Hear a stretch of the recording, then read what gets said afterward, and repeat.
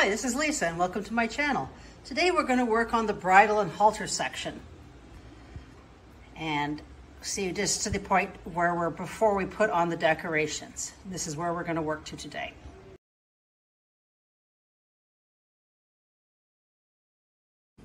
For the halter, we're going to use this braid, side-by-side double, and I'm going to use some ribbon of a similar color. We're going to take it and mark it against the horse. You have a choice here of making this adjustable. We'll have a buckle at the top, or just one piece. If you want one piece, just measure it what you want and cut it off. If you want it adjustable, take it from the mouth, because we can always cut it shorter, take it to the top, and then allow a little extra, and cut two of those. One will hold the buckle, and the other one will go through the buckle. We want two pieces of the braid, the exact length of this.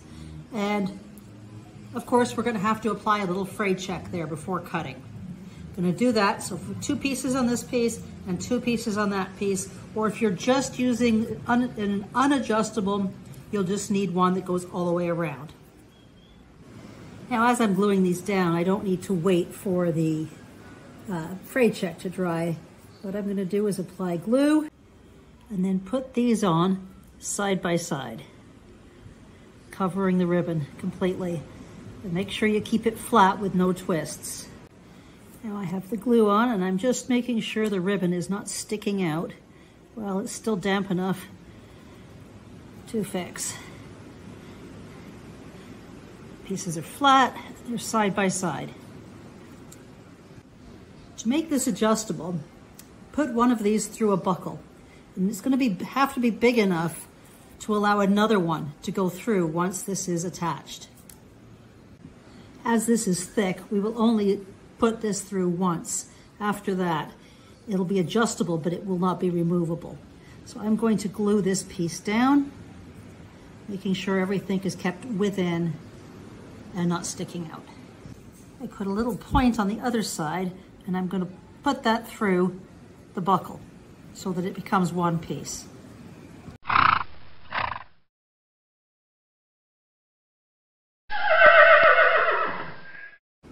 To make a cleaner end, you could cut off some of the braid and fold the ribbon from the back to the front and glue that down.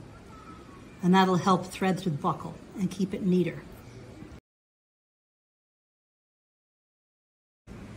Now here is the second way of doing the halter. The difference here is you need to be a little more careful. However, it is not that much harder. What we need is 10 strands. And so they're not too thick, I'm going to be carefully pulling out of each one 2 strands, leaving just 4 in each one. And do that with each one. Once you've got all the pieces out, put a little bit of glue on each end, the top and the bottom, so that we keep one thread as one thread. So the top and the bottom, and I'm using a rapid dry glue. Just a little bit to keep it all together, because these come apart otherwise. Now I have all 10 pieces together. I have the option of just taping this together or actually gluing these tops together. So here I have glued it together, taped it down really well to the table, and separated out my strands, 5 on the right and 5 on the left. Now the only difficult part about this is keeping your strands in the right order. So on the left, it is always the same, over 2, under 2, every time. On the right, one time it is over 2, under 3, and the next time it's over 2, under 2, over 1, and then it repeats. So the whole concept is actually very, very simple.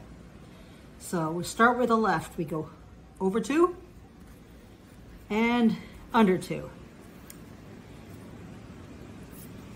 And once you get to a certain point, just keep tightening up as you go. So now on this side, I go over 2, under 2, over 1.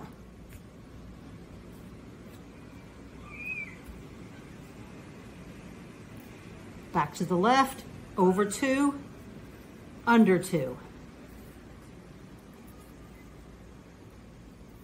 And on the right, I want to go over 2, just make sure I have the right one here, over 2 and under 3. So again, over 2, under 2, over 2, under 2, over 1, over 2, under 2, over 2, under 3. Just keep repeating that, and then you're going to just tighten that up as you go every few, once you get to a certain point. This is a braid that needs to be tight.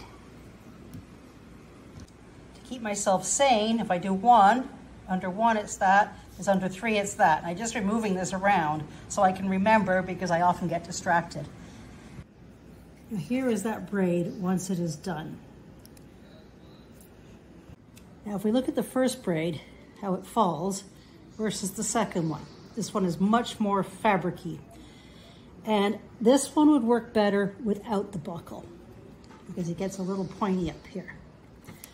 So if you look at the second braid, how it falls on the head is different. Either way, we're going to put tassels and decorations on this. So decide which kind you're going to do. With this second type of braid, I put on fray check and cut the ends. And I'm going to put a buckle on this one as well. Now, buckles are not necessary. It's only if you want it to be adjustable. Like the other one, I attached a buckle on one end. And for the other end, I'm going to put a little piece of ribbon over the end. But first I'm going to trim this, making sure there is plenty of fray check. You may have to put more on there so that it goes through easy enough. A bit less of a point. And then I'm going to glue the ribbon on top so that the ends don't get all messed up. Now with my braid, it was a little lumpy, so I ironed it and now it's fine. Just a little quick hack. Now that we have our basic halter done, if you have an adjustment, put it right on the center. And what we're going to try to do is get this so that the beads, or sorry, the tassel comes to around the bottom of the horse's mouth. Now it can be above it, it can be below it, it can be very different, but I'm just going to go for that. So with that and some beads, whatever that distance is, we're going to cut that off and apply fray check. I'm going to do the other side after just to make sure I've got it right. Now I've applied this fray check here and I'm going to let it wait. One fun fact is the head side of the Stone Arabian, the Breyer Pam and the Breyer Sham is pretty much the same size. So your halter will pretty much fit anything. So that you don't have to wait for the frayed check to dry a second time, I estimated where I wanted it to be on the other side without cutting. And I'm going to fray check a big chunk of that area where I think I'm going to cut it off so that I don't have to wait twice. That is easy to do by folding it in half right where the top is, and you can see where you're probably going to cut it.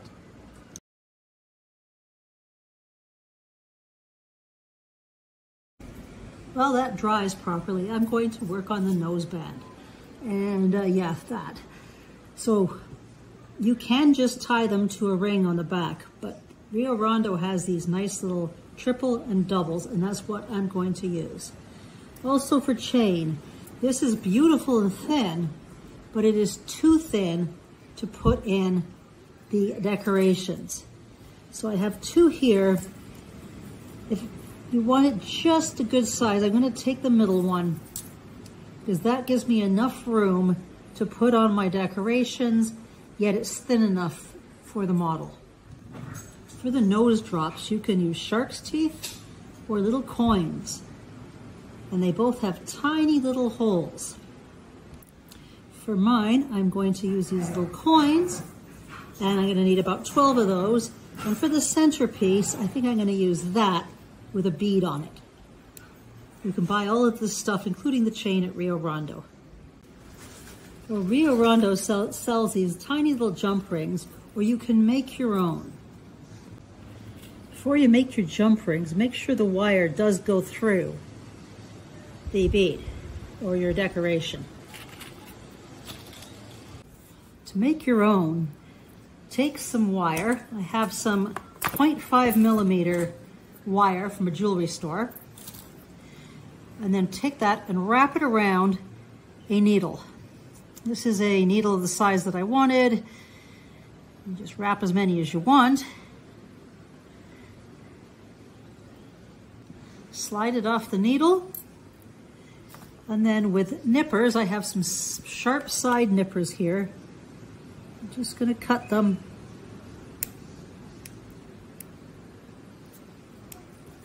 And you can see, there's the jump rings. Very easy. Now I'm not going to cut this chain to start. I'm going to start giving a little bit at the end. I'll cut this off as I need it. What I'm going to do is take one of these rings and put them in here, and I'm going to use a tool for that. And then I'm going to thread on my coin or shark's tooth and close the ring. You need to have good light and good vision. You might need a magnifying glass for this. Before you start, make sure all your decorations are properly trimmed and there's no little pieces left over. So I'm using some side nippers for that. Because they're so small, any little bump will really show. So when you're doing this, what you have to make sure is you do not miss any links and that all your decorations are the right side up. They all sit facing the same way. To do this, put your jump ring in your tool, then open the jump ring more, so it's quite open, and thread that through the whole of your decoration.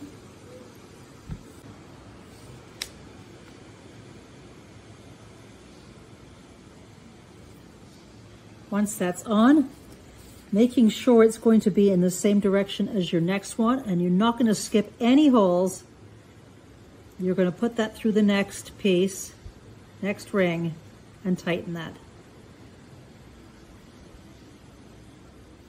Double check to make sure it's sitting correct. So what you're looking for is when that is flat, these are in the bottom rings, no rings are missed, and that they're facing out the same way, and that your ring is completely closed or they will fall off.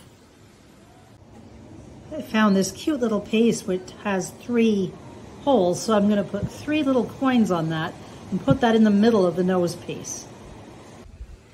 Now I have all the pieces on, and I have 5 on the sides, the big middle piece, and what I'm going to do is measure that on the horse. Now this will be attached by a ring, and then the other piece, this little hole, will be sewn underneath the halter. So we're probably going to need to get it really close up to leave room for the ring and have this fit the model. Now we can see this in the model with this in the middle. And on the sides, we're probably going to go right just 1 ring away on each side. So what I want to do is making sure I don't affect this next ring, I'm going to cut the one after that and remove what's left of the chain, and do that on both sides. Now with this, there is a right side up, stuck to my finger. I am going to put the loop, the ring in the bottom one. And then loop this last ring in there, making sure when it's flat that this is right side up and this is right side up. Now with everything flat, on the second side, I'm going to take another ring and loop this piece to the bottom ring here. Now I had spoken with Dee, which was a while ago, and I had asked her, is there an easy way to do this? And she just told me no. So it takes a while, takes some patience, but it's really worth the effort. This whole thing's taken me about a half an hour to do, and luckily not too much in the way of problems with it. It just takes a while. So I got the ring on, this right side up, and thread onto the bottom. Make sure you take the time that all your rings are as well possibly closed as possible. Now you should have a piece that sits nice, everything's flat, everything's falling in the right direction, and there's 2 empty holes. So what we're gonna do is to cut 2 more pieces of chain the exact same length as that. Counting the rings is the best way to do that. Once you have your other 2 pieces cut, attach both of them to this and this side, making sure that this is flat. And the same with that one. Now I've got all 3 chains on there. I added a little dab of glue and one of the nail beads in green on top of that. Now we're ready to get back to the actual halter. For the underside of the halter, I'm going to use these pieces from RioRondo. And what I need is 4 of the doubles and 1 of these things right here. And I'm going to trim those out. Next, we're going to take our chain and cut 4 identical pieces. You can count the rings, approximately 1 centimeter long. Now you notice there is a right side up on these, and we're going to assemble them 1 on each side with the rings and 2 chains between them. And we're going to make 2 of those. Now we've got these 2 assemblies done. We're going to take a ring and attach it to the end of here, and into this halter lead hook. And there is the underside that'll attach to your lead shank, and that'll also be sewn onto the halter. What we want is this piece to sew on just above the connection of the, or for me at least, where the tassels are. If you've got a different one, you're going to want it so that it goes right around here. Here I've laid everything right side facing down. So notice my tassels are on this side, my nose band is going to be on this side, and this piece right here is going to match and sew there. So I'm going to sew both of those pieces onto the back with some needle and thread, just on the back, just like we did these. And they're going to be together just above the tassels, if you have done the layout like I have. I'm going to sew them both at the same time since I already have the thread going. So I'm just going to pick up a little piece at the back.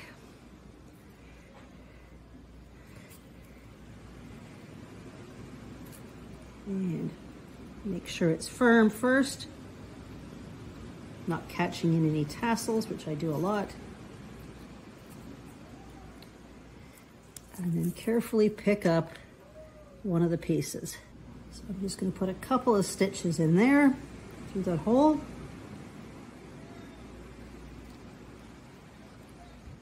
Once I've done a few stitches into there, I am then going to pick up this piece.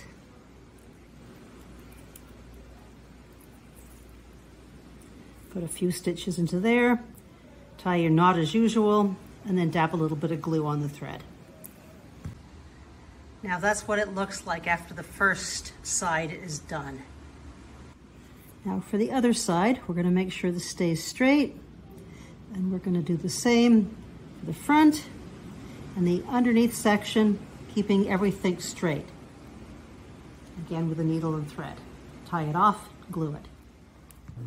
You can attach your reins to the bit before or after you glue these on, if you're doing it the same way as I am. What we're going to do is glue that on and then wrap it like we've wrapped everything else. If you want, you can also use rein clips for that, or just hooks. If that's easier for you. Now there are the reins attached, ready to go. And if you want, you can also fold your reins in half and put a little wrap around the end. That's optional. And there is my reins attached to my bridle. Now if you had the rope bridle, it's done, it's already tied on there, and it's ready to attach to the halter or stay as it is. If you're attaching your bridle to the halter, what we're gonna need to do is glue that on so that this bit will lie in the right place. So we're gonna trim this a little, check it on the horse, and then glue on the one side. Make sure everything is right side in or right side out. So that would go in like there. and glue on. That's how it would attach, and you can also sew that on if you'd like. And you can see that is not visible from the other side. But you can still see the bit, and it can go where it's supposed to, the horse's mouth. If you would like to, you can also add one more tie around there, just to firm it up. Just for fun, I switched models, and that's what I have this on. So this is where we are so far. We still need to do the lead shank and the throat latch to finish off the bridle. For the throat latch, we're going to use another piece of the thinner braid. And if you want, you can use a silver bead to go around these. This is optional. You can also use a tie and wrap it if you want. If you want to use a bead, what I would suggest is putting a little fray check on the ends of both of them and twisting that in your fingers to make it like one, and then threading the bead on. And there is the bead on both pieces. It only took me a minute or two to get on.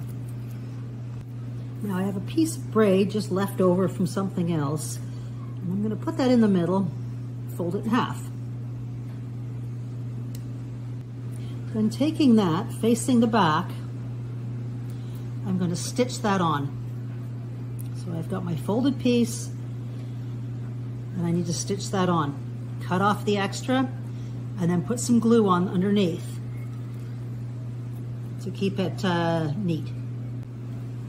And I'm sewing it, you can see I have it upside down, and I'm just sewing it to the back near the buckle. Once I've got enough in there, I'm going to finish it with a knot or two, trim it, and put some glue there. Now the bead only works if your model allows that to slip over the head. So check the length, and then the bottom, we're just going to wrap these two sides as we did everything else. You may want to multicolor wrap those. When you're making this bottom wrap, make sure you make it thick enough so that it keeps it from coming through the bead. So it's almost like a stopper. So we're going to put a few extra wraps here to make it thick enough it won't come back through. And there's my throat latch finished. Again, you could do any designs you want. Now for the lead shank, you can use a piece of your braid and put it through and wrap it on the end and tie it, or you can actually braid it right onto there. If you do want to braid it on, put it through, and I've decided to make mine double thick like my reins. So I'm just going to put it through and do a braid right there. Now this lead shank has to be long enough to go around the neck and tie in a knot if you have a rider. Otherwise, the handler would be using this to lead the horse. Now, once you've got to the end, the distance you want, if you haven't already, if you are braiding this directly on, I'm going to apply some fray check and wrap that. And you can either cut that off or you can make another tassel on the end. So I've wrapped this end, and now I'm going to go up here and optionally wrap this end. And I think that would look nice to do that as well. So when you're making your bridle, there is a lot of design choices going on. And it's up to you what you want them to look like. So right now I'm just going to brush that out and see if I like it. If I don't, I'm going to cut it off. So when you're designing your stuff, you may do stuff, not like it, and redo it. And that's perfectly fine. That's how you learn what works, what doesn't. But at this point, my bridle is done except for the decorations. So that is the end of the bridle section, but you could always put on one of those fancy brow bands with those things that RioRondo provides, more silver. That looks really cool. And in the next videos, we're going to look at doing the cowrie shells, and then I'm going to help you with a handler. Very simple. So I'll see you soon. Bye.